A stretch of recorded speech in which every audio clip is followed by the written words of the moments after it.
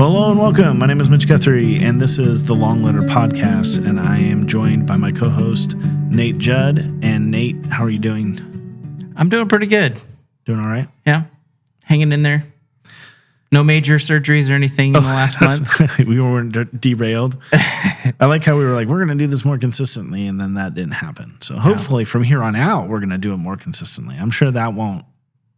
Yeah, we'll keep saying it. Yeah, okay. For those listening at home, you may hear children screaming and yelling in the background, and that's because we're near a play area that have children screaming and yelling. We told them to stop it, but kids. Yeah, we threatened them. They just didn't respond at all. So, anyway, so this is the second chapter of Grace Can Lead Us Home, Christian Call to End Homelessness. And we covered the introduction where he talks about how he kind of got into this area. And then the first one was talking about seeing and being seen, like the way we see things, changing kind of our viewpoint. And so this is where I feel like he kind of gets the more of the meat of the book, which is like the first thing he tackles is housing. Mm-hmm. And everything's in relation to homelessness and how that kind of plays out. So, your thoughts on the book so far, the chapter in specific? Yeah, I feel like this chapter touches on a lot of the issues that we're facing currently, stuff I deal with every day, of just how hard it is to go from being unhoused to housed, and why that is. This chapter really gets to the bottom of that, and it's. Yeah, and I've spent some time for this chapter for some local data on kind of where we're at, just to give people a picture of, like, okay, it's one thing to read it in a chapter that's very like nebulous and general, like what is it like specifically here? Yeah. And so we get started. He kind of opens the chapter about an individual named Javier. He's 91 years old, and he has just been evicted. Mm-hmm. Javier has worked his whole life from since he was a teenager into his like late 70s, and retired on a pension, lived on that pension until basically the cost of housing like pushed him out of his housing. He was struggling to pay, and he made all these changes, started getting stuff from food banks and whatever. But eventually it did catch up to him, and so he was just paying what he could right up until he was finally evicted. And that's kind of the way he opens this chapter, was with this story of somebody who, has a pension and yet can't live out the rest of their lives on that pension. And I think that's something that we see that's different from generations before us. And I'll give an example, like my neighbor, Harry. He'd been a good neighbor for a long time. He sold us the house we were in, and we now live in his house. He lived to be 102. And he retired in his 60s and lived off a pension working he was a bread truck driver. Yeah. And he had a pension that paid, like, kept all the way up. Yeah, until the he very died. End. Yeah. Yeah. I don't think we can get that deal anymore necessarily. Well, if everything works perfectly, yeah, but if you get any kind of things don't go that way. I have had a client recently who came in her 70s, and, her daughter had passed away, and she had been living there, and she had an income, a decent chunk compared to a lot of the people that I work with. She could afford a place to stay, but she just didn't have anybody to care for her. Or take care of things for her. Which is kind of his story, Javier's story here, where he had no kids, no wife, Yeah, and so this person ended up getting kicked out of the house they were living in. It was the husband of her daughter that had passed away that ended up having to kick her out because he had his own medical things, because he's on the threshold. Right. And so there she is, and she's staying in the night-by-night shelter with her 18-year-old little wiener dog. And like, seriously, like the saddest thing, and just watching that, like, it's just so hard, because that's an example of there was just nowhere for her to go. Right. And yeah. And options are limited. And it is a sad and frustrating situation. And I don't know if some people are aware that we're only one medical issue away from perhaps losing it all, or a misstep. I mean, people think we might be nearing a recession here soon. That comes with job loss and all sorts of like stressful things. And so, yeah, I think just kind of the way we want to open this is don't put yourself outside of what's going on here, and we'll talk about it. So he gets into it and he talks about homelessness, and I've said this, he says it in the book, but the solution's in the name. If the unhoused need housing, homelessness is people who are homeless. They don't have a home. And he writes, lack of affordable housing causes homelessness. The connection is definitive, provable, and irrefutable. The jury is not out on this matter. States with higher rent costs have more homelessness. Los Angeles always ranks near the top, though locals like to say that the unhoused people flock to cities like Los Angeles for more preferable outdoor weather. This has been largely disproven. The vast majority of people experience homelessness in the same neighborhood or city where they were most recently housed. And the speculation also fails to account for the significant rates of homelessness in cities such as New York City or Seattle. Yeah. I know we don't get that comment here about people flock to homelessness because of the weather. It's not something we're at a risk for. But people do say that people are drawn to Lewis County for whatever reason because of the superior service that they get. Oh, yeah. And people talk about, they're busing them in from Seattle or from Portland. And the only receipts I've been able to find for that claim, which is claimed a lot, was some law enforcement people that had a real trouble resident that from another county, and they drove them to Lewis County, dropped them off. That's the only one I've ever heard of. And if you talk to many of them, they are local or semi-local. They're and I'd say that even if that's not the case, because I have a number of clients that aren't from Lewis County. They weren't born here, but I have a lot of friends that weren't born here either, but they lived here, or they have a connection here, or they have family here, or they were a housed person in Lewis County at some point. Yeah, and that's what he says. That they didn't just come here; they didn't become homeless. Travel to Lewis County because it's awesome. Yeah, yeah, we're not like a mecca for homelessness. Yeah, and so he kind of goes into this, and I want to take a stop here real quick. And if you're listening to this and you're interested in more of it, there's actually a book called Homelessness is a Housing Problem. And it's by a data scientist and a journalist who spent time breaking down the data across the country to figure out what is one of the leading issues regarding homelessness. And the title gives it away. It's a housing problem. They factor in all sorts of stuff. And he even gets into this. So he quotes Mary Beth Shine and Jill Kaduri. They're homelessness researchers and policy experts. And they say the homelessness is the result of a cascade of events and a cornucopia of risk factors, which is such a cool word. Great word to throw in there. If you can use the word cornucopia, seems like you have to, right? Mm-hmm. So, but that book by another author, by the other authors there, Homelessness is a Housing Problem, makes a similar case. So Kevin Nye, in this book, he says the state of Mississippi, for example, boasts the lowest cost of living in the U.S. and its lowest rate of homelessness. When people in Mississippi experience the same risk factors, rent remains relatively affordable, homelessness is avoided, and this stability affords people the means to alleviate other concerns. And so there's kind of two factors I think that we have here that we have to keep in mind, which is one, housing affordability and availability on one side, and risk factors that increase your risk of being homeless. And that can be substance use disorder, mental health issues, physical issues, chronic health issues, all sorts of stuff can increase your risk. Poverty, yeah. Yeah.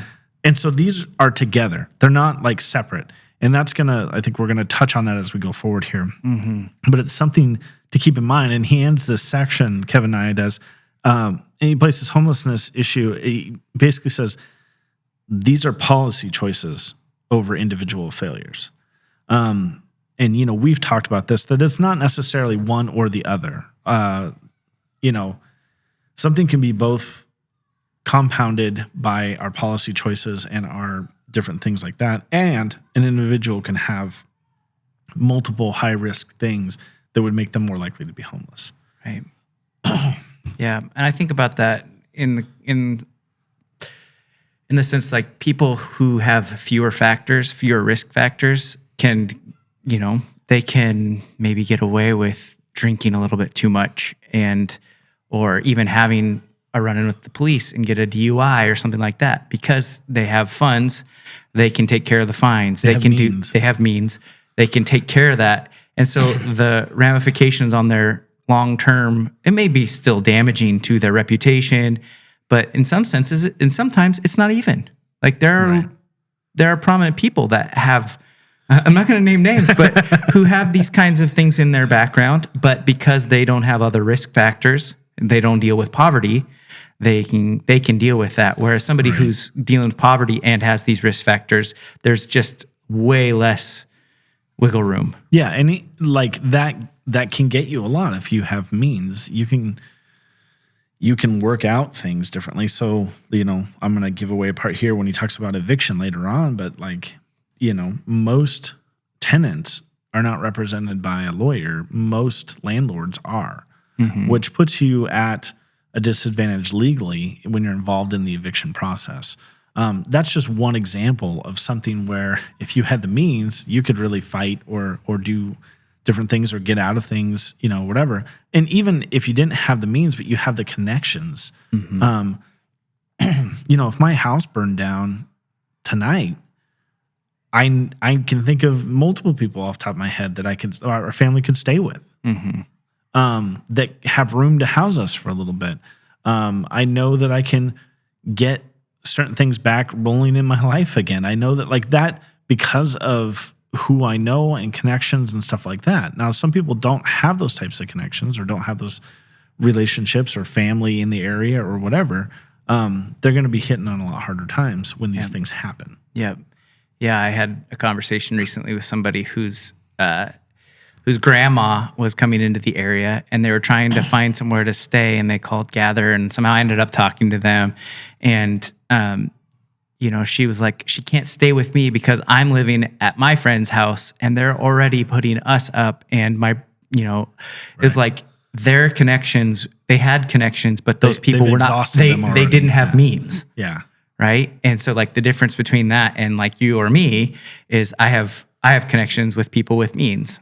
Right. And so people, in that scenario, not only is the one person homeless, but the people they would tap on the shoulder for help are a heartbeat away from homelessness themselves. Right. And they're hanging on because somebody else is putting their neck out there, and it's a whole chain of stuff. And so these are the risk factors. Yeah. And I want to get into that a little bit. So this is not from the book. This is local data that I've found. And there's a lot of different things that you can look at statistically. But I picked one, which was the Housing Affordability Index. And this is the Washington Center for Real Estate Research. And they basically break down this Housing Affordability Index where they take the median income of an area and the median value of what houses are worth. And if those are kind of close, if you had a median income and you could afford a mortgage to buy a median value house, your index is going to be around 100. That's the even point there. If that index value is higher, 115, 120, you have more buying power because your income can purchase more than what the median value of a house is. Likewise, if it's lower, you do not have as much buying power. You don't have as many things open to you. And so they make some assumptions here, which is that taking the median price of a house, a mortgage with a 20% down payment, a 30-year fixed rate mortgage, and that it doesn't exceed 25% of the person's gross monthly income, or household income, I guess I should say. And so I looked that up, and it's actually a pretty good indicator to kind of gauge where an area is doing, or how it's doing in terms of affordability for housing. And Lewis County, so remember 100 is like Middle of the road. middle of the road, good, what we're searching for. Lewis County is currently at 58. Our index is 58. And I thought, well, what does the rest of the state look like? Because our state is struggling. Statewide, we're at 68. So Lewis County is below the state That means index. it's less affordable to live in Lewis County than the average of Washington. Yep, you can drive other places in Washington, with the exception of Chelan, which is the lowest, 52%, or 52. It's an index, not a percent.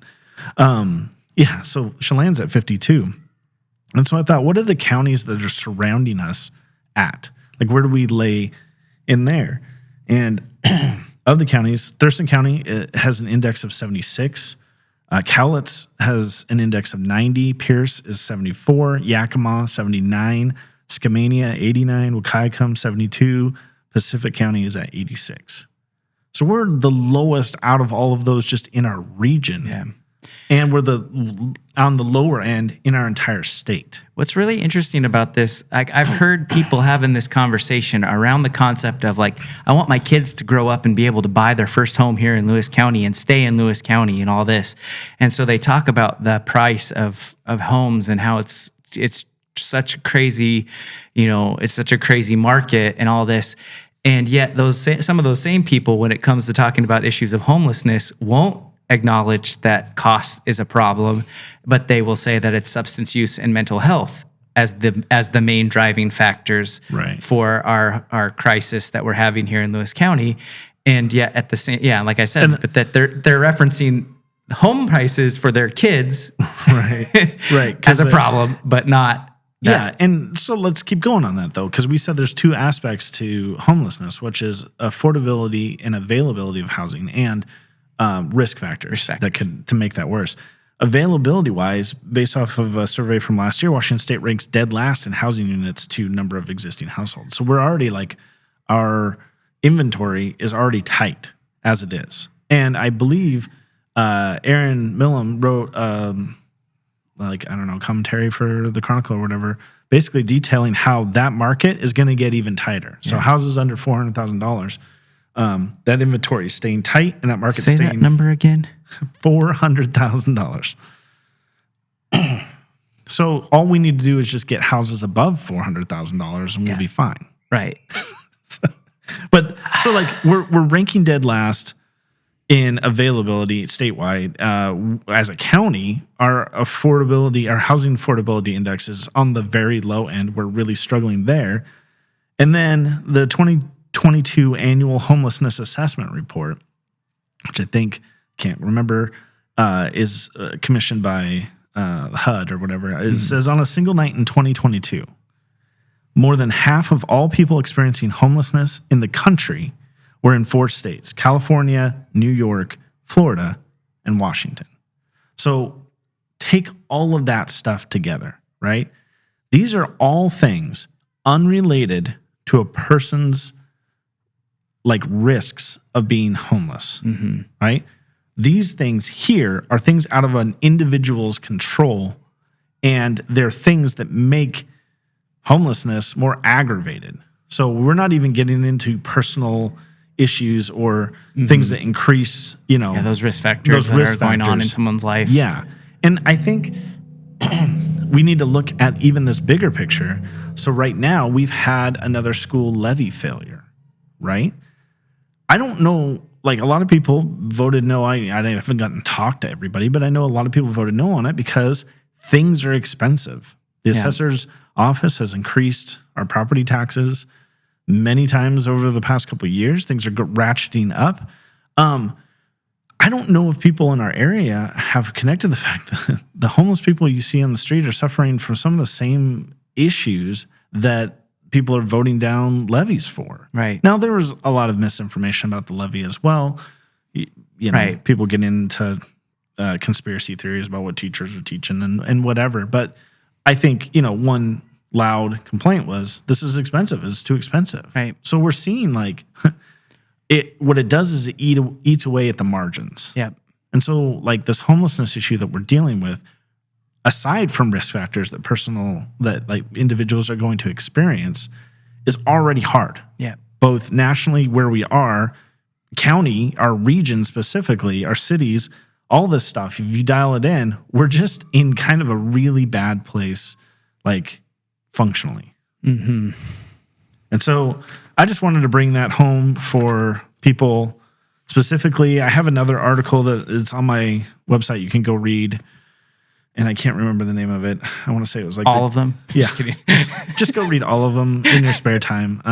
But where I do break down the area median income for low income and very low income and extremely low income.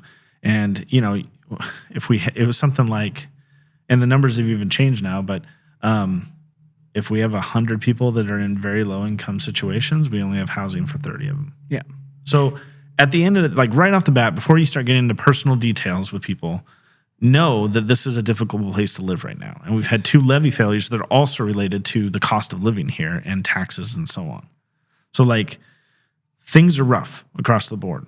And I think people need to like recognize that. Yeah. We can acknowledge that impacts people housed and unhoused. And it's interesting. We have to acknowledge that. So people who are housed that are complaining about the levy failures and the tightness of things, they can also recognize that has a direct impact on those trying to find housing. The difference isn't much. I mean, if it keeps going like this, we are going to see more on the margins, which are like senior citizens or those who are disabled or, even young families are going to be pushed more into the margins as that cost goes up and up and up, as affordability becomes more problematic, as availability and the tightness in the market and inventory is going to be an issue. So like, no, that's the thing. There aren't 2 types of people, homeless and not homeless. There are people that just are on that boundary. And what we're seeing is more people are crossing over the boundary into homelessness. Yeah. So when you look around town and you see homeless people everywhere, you can go ahead and blame the services and different things that they're busing them in. Yeah, they're busing them in or whatever. And you can completely ignore the policy aspects that contribute to our housing being so ridiculously expensive and difficult to obtain. Yeah. So, well, we're not doing really good on time. So he talks Imagine about that. Yeah, it's fine. This is, we're not paying for this. We can do whatever we want. So he talks about different housing models or models of approaching homelessness. And one of the first one he talks about is merit-based models of ending homelessness. And they come to a lot of different names. He's calling them merit-based. And he kind of makes the argument. One quote here is that merit-based system operates under a belief that the primary issue facing the unhoused is not material, but spiritual. And you say you took umbrage. I'm going to say umbrage with the word spiritual. You were saying it was more when we're specifically talking about how Christians feel about it, not just the broader culture at large, but it's not just spiritual, it's sin. That the primary issue is an issue of sin. So if people are living lives that are sinful, right, they're dealing with the consequences of sin. And so in some sense, they need to feel the consequences of their sin so that they can turn from their sin and like part be of housed, this book, saved, however you want to. We want to remember this book is written for Christians, and I've argued that even if you're not a Christian, there's value in reading it. But he does weave that line between, okay, this is like some systemic issues that we see. These are, unrelated to some of these other topics, and then he'll dive into a type of theology or spiritual discussions or sin. And he does quote that. He goes on to quote the CEO of Citygate, which used to be the Gospel Rescue Missions, where he was quoted as saying this: if we're going to solve this, we have to change a lot of these lax laws that are allowing people to remain homeless and be comfortable. What's missing here is a sense of responsibility. Because of our desire to be humane, we have taken away any sense of responsibility from people who are on the street. Yes, there's mental illness and there are addictions that have to be treated, but if you don't have a sense of responsibility and you don't feel some sort of pain from living this lifestyle, then we're going to see more and more people there. Now, I struggle with that, but that could have been taken right out of the mouth of local people here who've said that. And I'm sympathetic to it in the sense that that's how I was raised to kind of see things. But as we just got done walking through all of the current systemic issues, like where we are, like structurally with homelessness, where we are with our affordable housing index and all of that stuff, none of that has to do with a person's sin. Not one thing in all of these issues where we're failing falls under like individual personal sin. Well, and just the idea that somebody needs to feel the pain when it comes to poverty, when it comes to addiction, when it comes to mental health, I think it's hard for me to imagine that person being the CEO of one of these organizations because you come in contact. I come in contact with, on a daily basis, people's lives who are riddled with pain. If pain could fix their motivator, then it would have fixed their motivator by now. It's not a matter of them needing to feel more pain. And pain is a type of trauma, and trauma has its own built-in feedback loop for making things worse. And I think, I mean, I've harped on this on my previous writing and stuff like that, but he kind of goes on to this. He says it leads us to believe that people experiencing homelessness deserve to be miserable, alone, and in pain until they are willing to accept our conditional, coercive help. And then he shifts here into the spiritual, as he says. In the name of conversion, we have developed a model that is the opposite of God's freely given and freely accepted grace. And he kind of then backs up and he talks about what the research says at this. And he quoting Shin and Kaduri again, he says that they say, the data seems to show that the treatment first programs did not change people so much as they sorted them into those permitted to come indoors and those relegated to the streets. And then he goes on to say, in fact, the percentage of people accessing these shelters who go on to graduate and attain housing is lower than the percentage of people who resolve their own homelessness without any assistance. The vast majority do neither. And so, like, if we're looking at a pie chart, a big chunk of them aren't moving in either direction. A smaller sliver of that is addressing their own homelessness and, pulling themselves up by their bootstraps. An even smaller segment of that is graduating through these programs that are merit-based. Now, right off the bat, I think you would agree with this, but I'm not against merit-based systems. Like when we look at things like drug court, whatever, I think those are valuable systems, but they're not mutually exclusive to other ways of helping people either. Right. And at their best, they not only carry a big stick of pain if you don't follow through, but they come with community. And those that I know that have successfully navigated those programs have found a place to belong and a place in that of acceptance and deep recovery and that kind of stuff and support. So you could say it's maybe they got motivated at that point, but their long-term recovery and success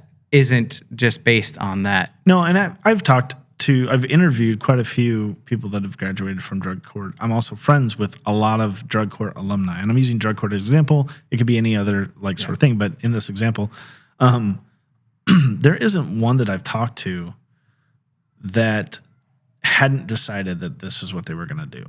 Like it came from that personal responsibility choice to get clean, to get their life turned around. That's not to say that the stick wasn't a part of it, right? But they actually wanted the carrot more than the stick. And I think I see that. And you're right. The community part of it, all that stuff is important. They have, alumni and they have like little graduation ceremonies. All these things help keep people centered in a community to keep them on track. Well, okay. So I want to go back to that quote by the CEO. I don't remember his name, but for me, one of the things I've thought about a lot, I grew up in a Christian home. I view the hope that I have in that as a big portion of my life's ambition and things like that.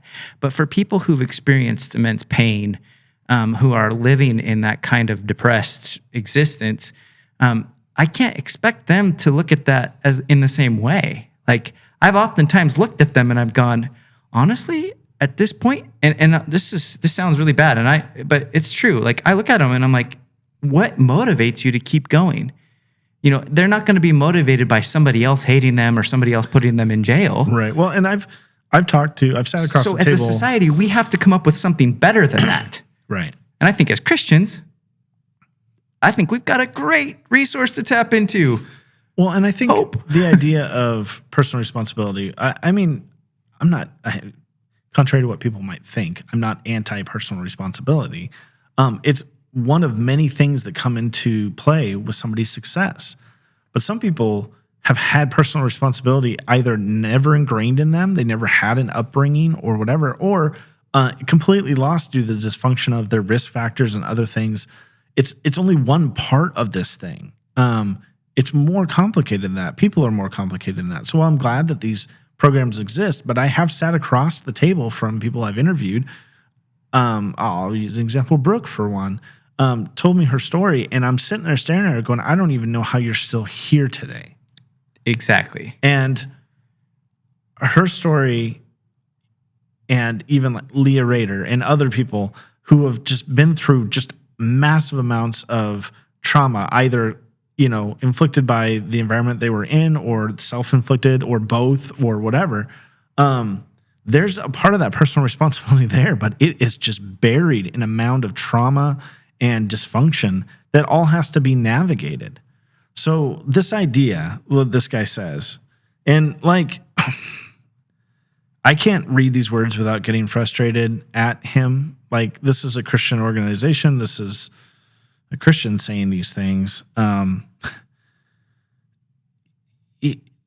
He says, you know, people need to have personal responsibility, and his way of doing that is make people feel more pain so that they somehow develop personal responsibility.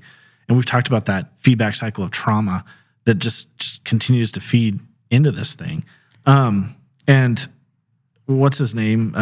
Kevin I, the author, you know, it's the opposite of God's freely given and freely accepted grace. And remember, like, the introduction was all about establishing this idea of grace and a response to grace.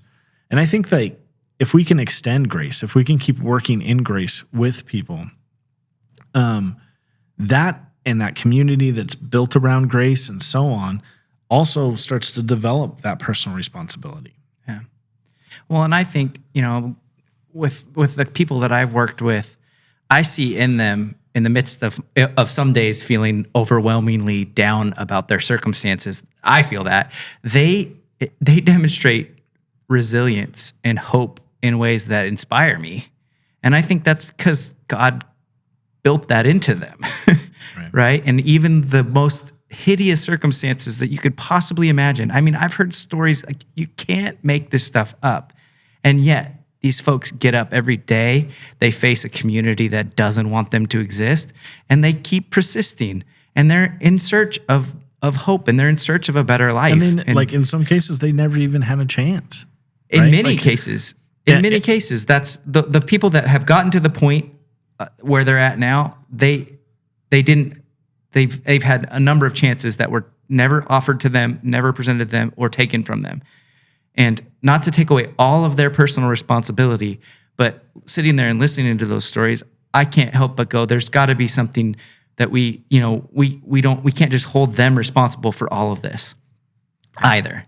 And I've changed a lot in that view over the years. And to many, that's the slippery slope, right? Of being too close to you're going to develop empathy, and then you're not going to want to hold people accountable. Yeah, you don't want to let empathy into your theology. It gets really messy. And I think accountability, it doesn't have to not exist with empathy, you know? Yeah, or grace. And that's, yeah, but sorry, I'm a little heated by that comment. I read it. I mean, theologically, the term for that guy is douchebag. And I struggle with just the way he comes across in that thing. So I feel, I mean, there is a certain common sense idea behind merit-based housing. Like, okay, you do this, you get this. You do this, you get this, and so on and so forth. And I think what's most profane about it is that it treats housing as an award for, or reward for, you know, hitting these barriers that people put. Not that the fact that should not everybody in our society be housed? Is housing not like a right or absolutely necessary for survival? It is. And the fact that you'd be like, hey, like, I get that you want to survive. Okay. We just need you to jump through these things to do that. And like, life is already hard enough for people there in these situations that I do think what he's going to talk about here next, the housing first approach, makes sense when you look at it from what do we need? Like, even if you go from Maslow's hierarchy of needs, like, what do we need to start finding success in mental health issues or substance use disorder or our disabilities or whatever? And the merit-based thing just divides people up. There's the people that I just want to help those that want to get help. Well, great. You've solved literally the easiest case you possibly could. Right. Now what do you do? Yeah. Because everybody is planning their strategies around the best case scenario. And I work in IT. We work in big distributed systems. You set up a system in development and you test it and you run it through its paces. And oh, look, it worked great. And that's what we call the happy path in my circles.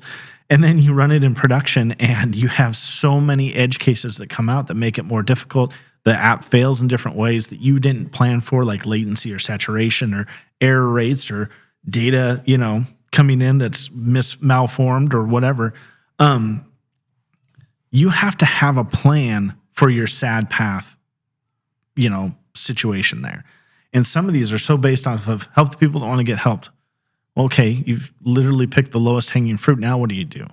And that's where I find I struggle with certain solutions because the sad path people, they're just abandoned. You haven't changed it. You haven't moved the process along anywhere. That gets to that feeling that I've had over, like, when I always imagined the happy path. Like, you offer people the help and they willingly accept it and they do the work. And when you're dealing with people who've been so traumatized, they're so resistant because they've experienced so many things that have shaped them in this direction. There has to be a plan, a long-term plan to help them through that, and there's a lot of hand-holding involved.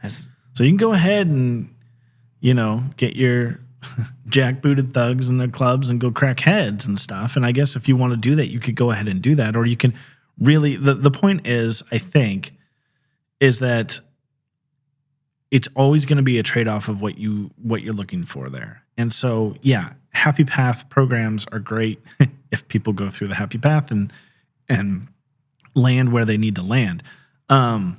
Now you have sad path instances that you have to work around. And that's where you're still working the issue, even if you haven't factored that in, or you're hoping everybody takes one path and they don't. And so I think I would like to say something. I just, as you were just saying that, like, something that has struck me over the years, and I know this, it makes people get a little irked, but I think of my life and I think of the happy path of my life. I think of growing up in a family where I had two loving parents, a family that adored me. Don't play it. I've met your brothers. Okay.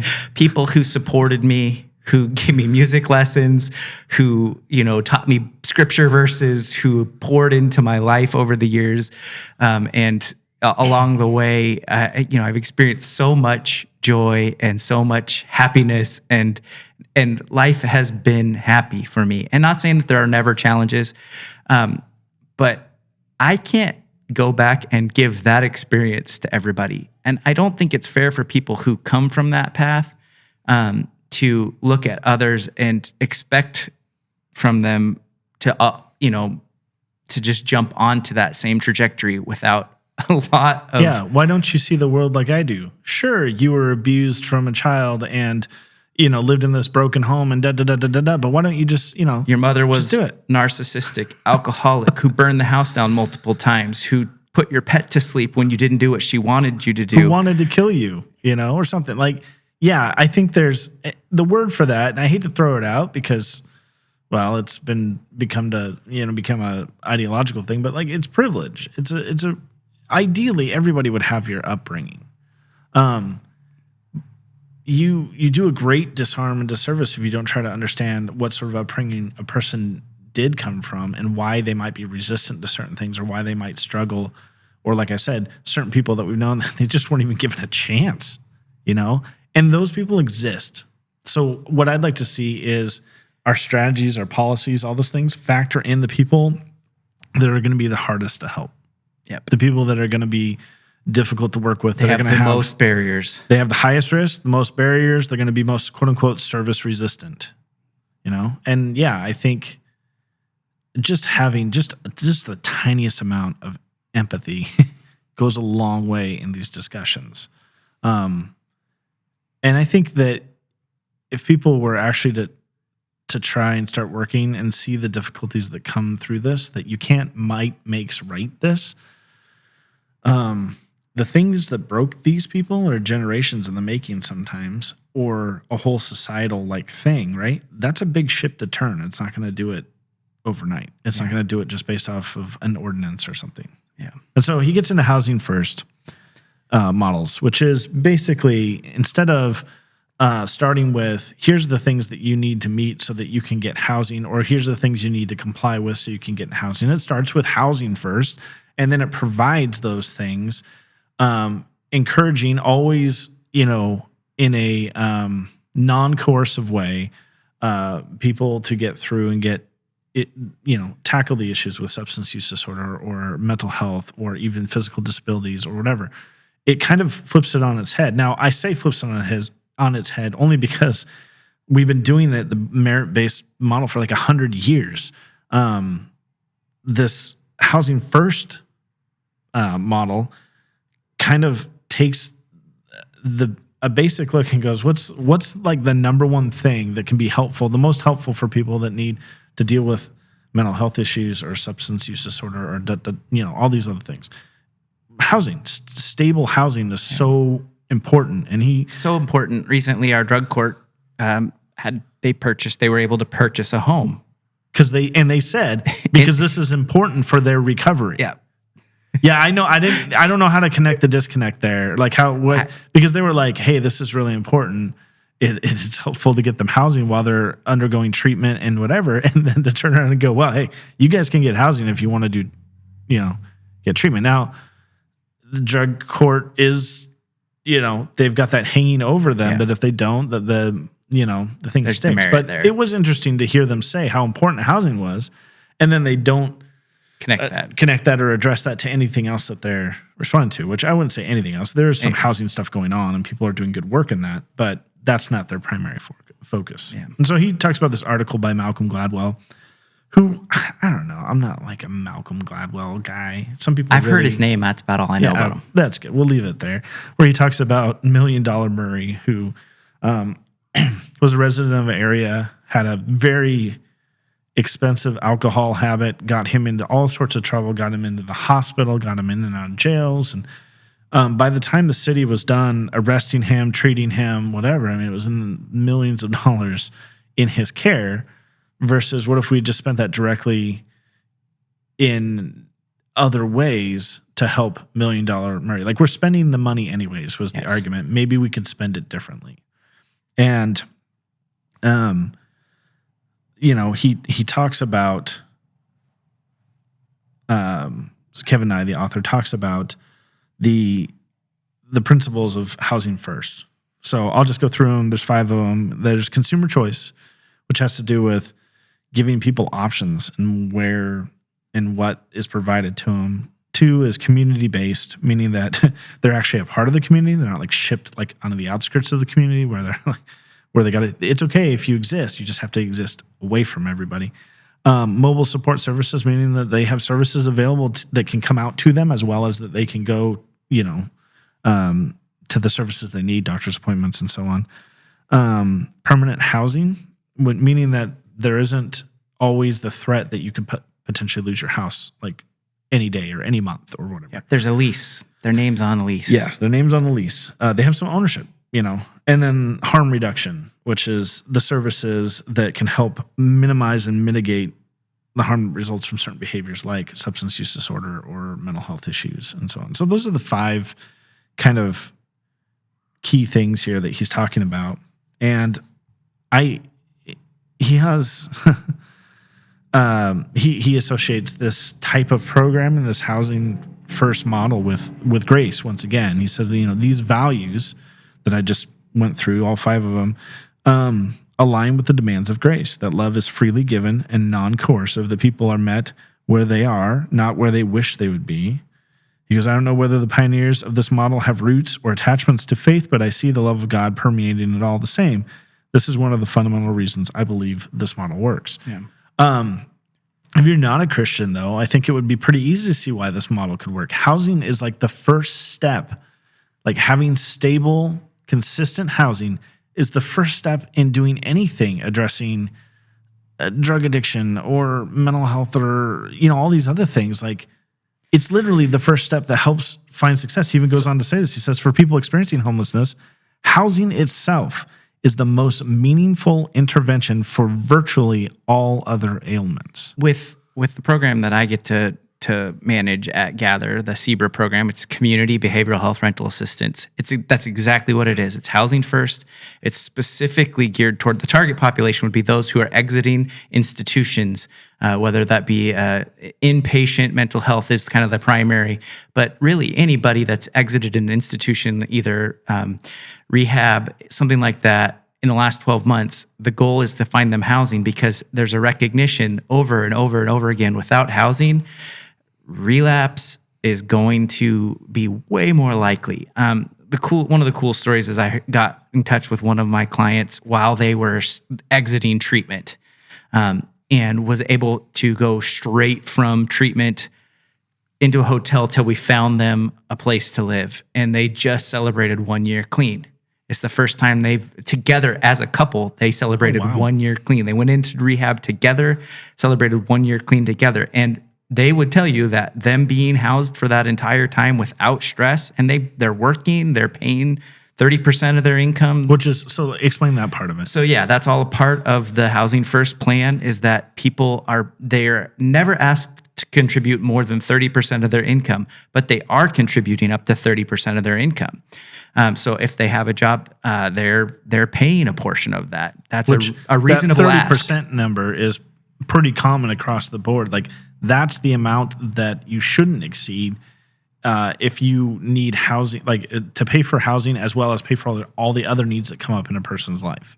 So 30% of your take home or whatever, you don't want to exceed that because that puts you at risk for other things or losing the stability of your housing. Right. So the CBRA program so factors that into it. So if you make $0, you're paying $0, but the minute you start making something, you're paying that toward your housing. Yes, you're paying 30%. So and there is a threshold of an income that they can make to still be eligible for the CBRA program. But up until they make that, they are paying only 30% of their income, and it's been revolutionary for my clients, and they've all done extremely well. And what's crazy to me, though, and I was mentioning this to you earlier, like, even though they've been clearly communicated with that this is a long-term support, that means that as long as they need it, it's there. That's one of the beautiful things about it. It's not a year-long program that after a year, if you haven't gotten it all figured out yet, and now you're making plenty of money and you no longer need this support, this is going to stick with you as long as you need it. It's still on a monthly basis for some of them. They're calling me and going, "Are we good this month? Like, is my rent going to be paid?" There's a fear there, and I'm able to over and over again reassure them, "Yep, we're here."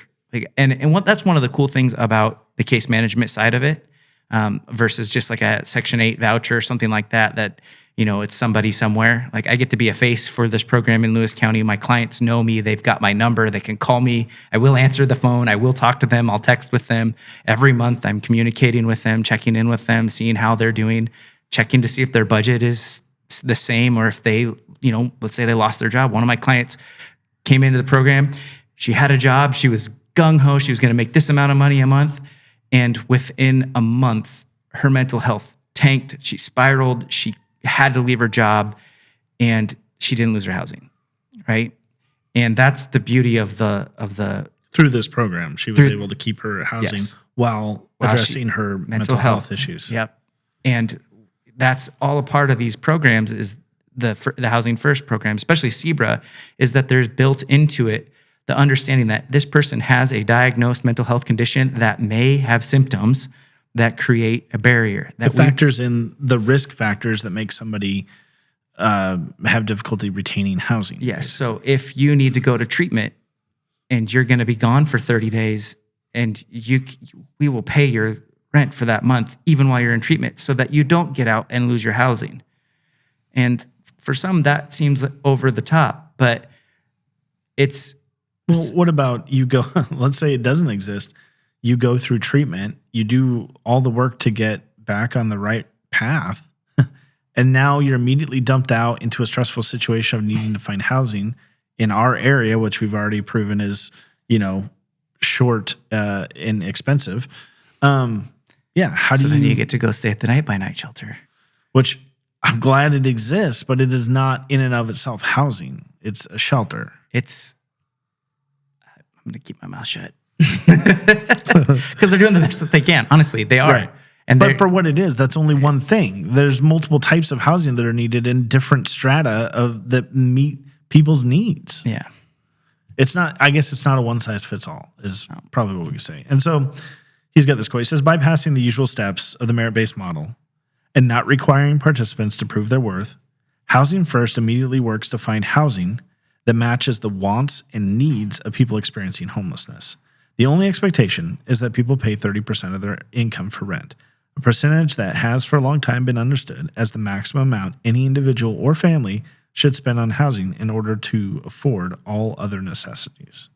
And I think the interesting thing right now with our culture is in our local area is that people are spending, if they're buying houses, many of them are spending far more than 30% on their mortgage. Off of this housing affordability index, we are. But the difference is if you make $90,000 a year, 50% of that is a lot, but you're still left with $45,000 a year, right? Right. Whereas if you're making $900 a month and you're paying half of that, you're left with $450 a month. If you have a smaller number of dollars, it does not go as far. For my clients who are on SSI and they make $900 a month, they pay 30% of that. And that is a huge sacrifice for them. Right. Yeah. But we're able to pay the rest of their rent because none of them can find rent for less than $900 a month. Right. Let alone, and so it's just, I think it's a beautiful thing. The Housing First model. And my clients, the subsidy amounts vary from $250 a month to one client pays almost their entire amount. They pay like $1,000 a month because it's a family of four and they're full-time employed. But anyway. Well, and that's the point is that reducing the barrier to housing, not adding more barriers to housing, is more beneficial long-term for the individuals. And he says, first, forced treatment almost never sticks. Regardless of whether someone is forced into rehab, detox, or mental health treatment, relapse rates are incredibly high. In a study comparing Housing First to Treatment First, where the former did not require sobriety and the latter did, there was no difference in the outcome of who still used substances and who didn't. Requiring sobriety did not produce sobriety in the program's participants. It produced only dropouts. That is, people sent back to the streets for failing to comply. When individuals themselves are not willing, free participants in their care, or if they don't desire the care more than stick, it is almost impossible for meaningful change to take place. Just because we give Housing First doesn't mean that we default to the methods of the merit-based model, leveraging housing to produce the change we want to see in a person. Treatment has to be chosen without coercion or threat in order to be truly effective. And I think that still jives with what we know of, even like drug court stuff. Like I said, a lot of them, they made the choice. They were going to do this. There's the other parts of drug court that are important to that. But two of our friends actually were part of drug court when the Blake decision happened, and their charges got dropped because of that, and they actually chose to stay in drug court, regardless of the they were given that option. Leah Rader, who she only had 2 weeks left on her sentence. She could have just waited it out and got back, but she wanted to do it. She chose to do it. She chose it late in her sentence and decided to go do it. She wanted to. Right. It wasn't coercion. It was a desire to live better. But either way, none of that stuff is addressable if you don't have stable housing, if you don't have a place where you can make a life change like that. Yeah. So, like, yeah, I know we're going long on this. Yeah. Anything else that you can think of off the top of this? No. I think I've said it all on that topic. Yeah, and he talks about the success in other countries that have greatly reduced their homelessness rate by using housing first models with provisional supportive housing, with services meant to provide people to get back on their feet, to deal with their drug addiction issues or whatever. And I think, you can, for the people that have really struggle with letting go of the merit base with letting, like, really embracing the housing first, they do really need to think about the sad path. Yeah. And the percentage of people who are dropping out, failing out, and what do we do as a society with those people? You're paying for it one way or the other, right? If you look at this, if you go with the merit-based thing, you have these barriers that you're putting people through to get to housing. You're going to have dropouts. You're going to have people that fail out of the system. You have happy path people. That's great. They've chosen the right path and they're doing the right thing, but the dropouts then exist. So now what do we do with them? Okay, so there's a few options. One, they can be homeless, which is the issue at hand with everybody, that there are homeless people. Okay, so then we can maybe incarcerate our way out of this. So for the people that do not accept the help, then we round them up and we incarcerate them. But now we're paying to house them, and I think the Department of Corrections says it costs something like between $80 and $127 per day to incarcerate somebody. I was listening to the board of county commissioners, and they were talking about with the new law, with it being a gross misdemeanor versus a felony, one of the concerns that they have is who has to pay for it. Who pays for the jail time that they're now able to put them in jail, and it's going to fall in the municipal courts. Yeah, not the superior court. So that means each city is now going to be paying for the jail time for these. If the law hadn't passed, we have the law now, so that's a state law. So I think it. I mean, I'm not sure where it lands on gross misdemeanor, but the question is, I mean, that's a good point though. The whole point of it is. But you're they were still going to have to pay for it. The mayors were having that conversation, and they're like, wait a minute, who's going to be paying for this? Are we going to be paying for this? It's expensive to pay for these, like to pay for the court, pay for the judge, pay for all this other stuff. And then, like I said, if the DOC says it costs $95 a day to incarcerate somebody, when housing options exist at $28 a day or $30 a day, depending on what kind of housing you can provide them, you're still paying for it. Like, you're still paying for housing. You're just paying for 3 hots and a cot over here versus programs dedicated to helping people over here. So, like, the money comes out of somewhere, or you just have to get real comfortable with seeing homeless people all over the place. It doesn't seem like anybody's happy with those solutions. But incarcerating our way out of this or institutionalizing our way out of this, it might be effective, but even then we can't incarcerate somebody indefinitely, which is, there's going to be a revolving door. Unless the stupid rights and stuff. So I don't know. I need to learn from you. I'm just not going to say something if I want to eject that from my brain here. Anyways, he goes into, and we're running out of time, theology of land and housing. He talks about Walter Brueggemann's concept of how important land was, how important provision was. I think the big thing I would draw out of this was that there are types of theologies that look at land and look at things like that as something to be grasped. It's something that we own, we use, we da-da-da-da-da. And then there's a type of theology that sees land, sees existence as a gift that we are to steward. And really that's the breakdown. You get into property rights, all sorts of stuff, and I have no desire to do that. I don't think you do either. So. Well, I do, but maybe not in this conversation. I have a lot of thoughts about it, and that would not be helpful. Yeah. So he goes into homelessness prevention and eviction.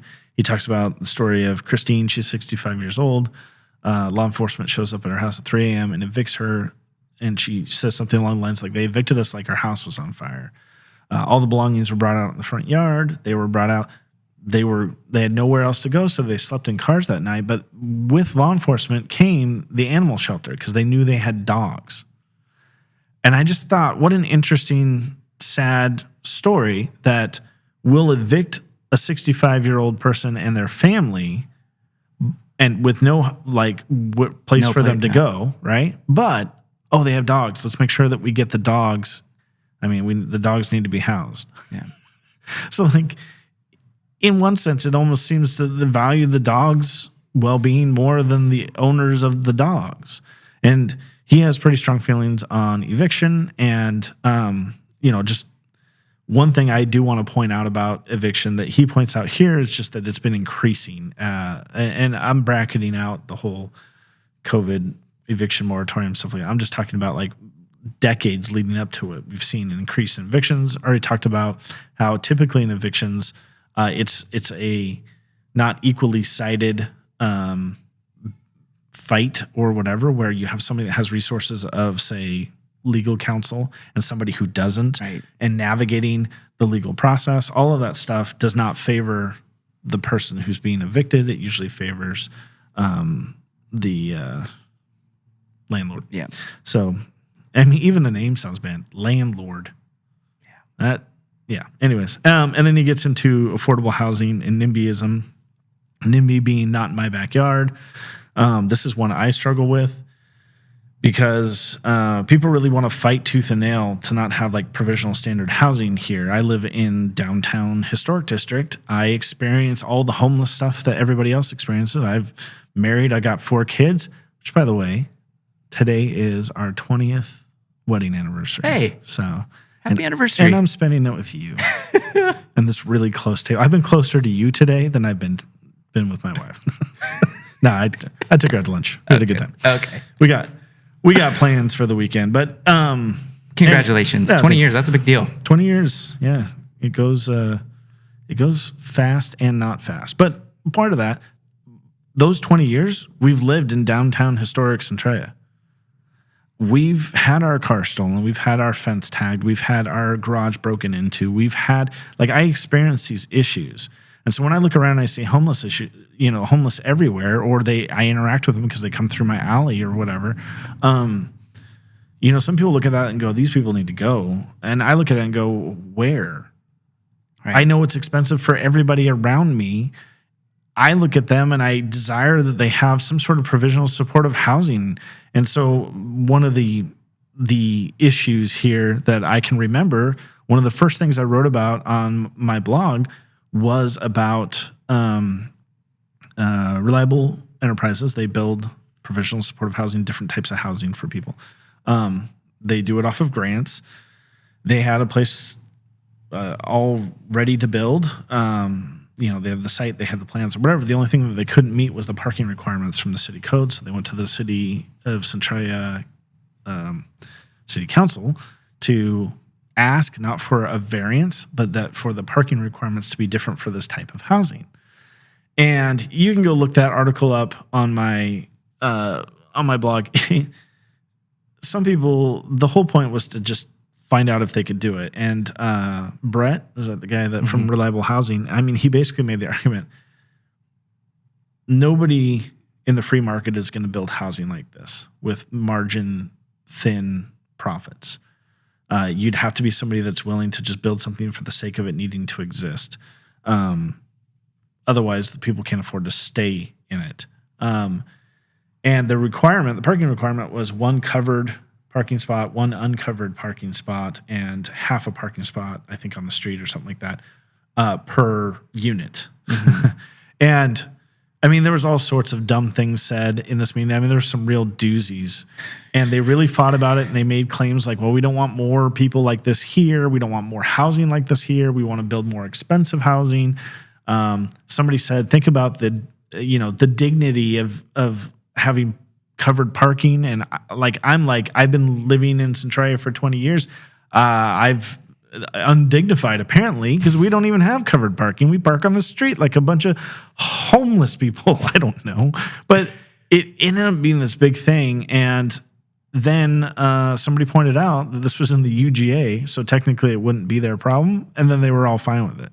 Oh yeah. So they like literally talked about it for like 2 hours, 2.5 hours or something like that. And then in the end, when they found out it wasn't going to be their problem, then they were okay with it. Yeah. And I look at stuff like that and it really frustrates me because we need provisional supportive housing. We need housing that's at all stratas of need in our community. And so people say, well, if you build more low-income stuff here, more low-income people will live here. They already live here. They're living in cars. They're living in couch surfing with friends. Like that's what I get is frustrating is. Well, I recently had a conversation with somebody and they accused me of not wanting it in my own backyard. And they asked me that, would you want this in your backyard? And of course, I didn't answer yes to that. But part of the reason is I don't live in downtown. I live miles away. And there's nothing, there would be literally nothing for them in my backyard. But that's part of the problem too. We have in Lewis County, we have one community that kind of has, they kind of shoulder the brunt of all these service providers. Centralia definitely takes the hit. And that does end up putting pressure on Centralia, and they do. And I recently read an article the mayor wrote, and that was one of the things I totally agreed with. Yeah. That there is an undue burden on Centralia. It has become a regional hub because there's services here, because there's food here, because of that. And now, so the answer to that wouldn't be to stop having those things, but that there would be more community-based resources. No, and one thing that she wrote was that if other municipalities could step up, we could tackle this. And I totally agree with that as well. I mean, 2 years ago, the Chehalis passed a zoning thing against congregational housing because somebody wanted to build congregational housing. Well, we can't have that here. Bring in a bunch of bad people. You know, like, I don't know. When I look around and I see homelessness, when I see rampant, drug use, when I see mental health issues being unaddressed, when I see all this stuff, I guess both as a resident of Centralia and as a Christian and as a dad and a father and husband, all this stuff, I don't look at them and go, oh, man, they're like cats. You feed one of them, the rest of them are going to show up. I ask myself, what kind of society am I participating in that's just generating broken people at such a great amount that they're just flooding the area all over? Like, I see this both as systemic and as, an individual issue with each and every one of those people. But like, I struggle to respond out of anger or desiring them to go away. What I'd like to see is these things be redeemed and reformed, and to figure out, like, when I look at homelessness, I see a symptom. I do not see a cause. The causes are these policy issues and things that are far more complicated. There's societal issues. There's like a breakdown, and all this stuff. That's what I see. Right. So I respond, that idea of responding out of grace or whatever. Yeah, it sucks. I've raised 4 boys around some very odd people, both in our church and in our community. And there's part of that was so that they could recognize that these things are way more complicated than just somebody's individual failings. We don't know what people have been through. We sit next to somebody and, there's the Brooke Reeders and the Leah Raiders of the world that have just been through hell and back. And it's really hard to just sit back and go, well, if you could have just had my upbringing, and how to respond to that stuff. I could keep going, and I know this is probably already going to be long, but it's a good chapter. It unpacks a lot. There's certainly a lot to talk and debate, and if I had any bandwidth for debating, I might. I don't have any desire right now. It's hard enough just doing this and getting this stuff out there. But like, I do think if maybe we can just expand things a little bit more in the area of grace and empathy, and quit like using stick-based approaches to everything that we're gonna have to pay for one way or the other. Like, let's just get really creative. Let's pursue things that can hopefully redeem people, not make them jump through barriers to get a basic need like housing. And so it's a struggle. And this book, I mean, there's but it's going to take us a while. So I think we're going to try to do weekly now, at least for this, and get through it.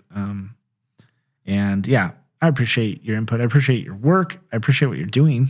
Yeah. And there's a lot of work to be done still. Yeah. And I would say, and I think I've said before, for people who really do struggle with the empathy, one of the big things you can do is proximity. The hard part about that is I just recently saw a comment somebody made.